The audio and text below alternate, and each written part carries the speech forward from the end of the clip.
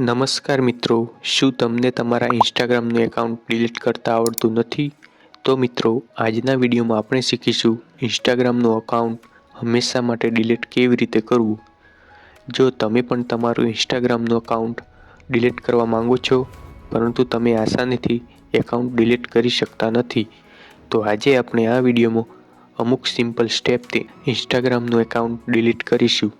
તો ચાલો વિડીયોને શરૂ કરીએ. સૌપ્રથમ તમારે ઇન્સ્ટાગ્રામ એપ ઓપન કરી દેવાનું છે. ઇન્સ્ટાગ્રામ એપ ઓપન કર્યા પછી નીચે પ્રોફાઇલવાળા આઇકન ઉપર ક્લિક કરવાનું છે.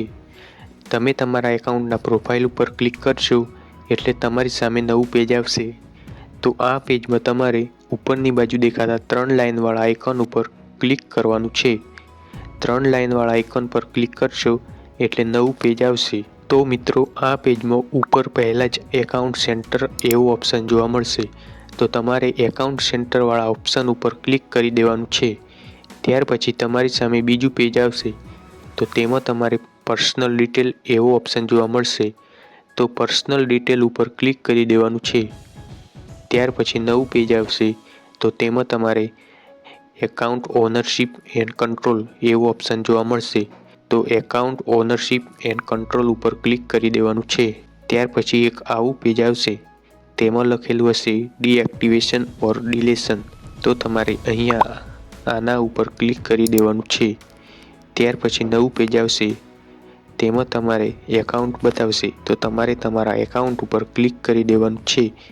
એકાઉન્ટ ઉપર ક્લિક કરશો એટલે નવું પેજ આવશે. તો તેમાં તમારે ડિલીટ એકાઉન્ટ એના આગળ ક્લિક કરી દેવાનું છે.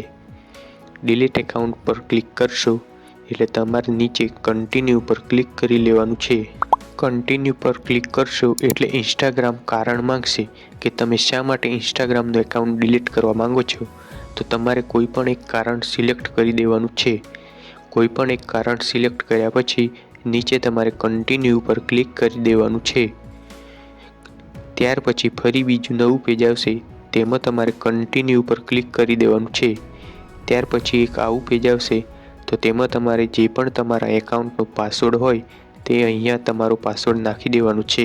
પાસવર્ડ નાખ્યા પછી નીચે તમારે કન્ટિન્યુ પર ક્લિક કરી લેવાનું છે. પાસવર્ડ નાખ્યા પછી કન્ટિન્યુ પર ક્લિક કર્યા પછી આગળ એક આવું પેજ આવશે. તો તમારે તેમાં ડિલીટ એકાઉન્ટ ઉપર ક્લિક કરી લેવાનું છે.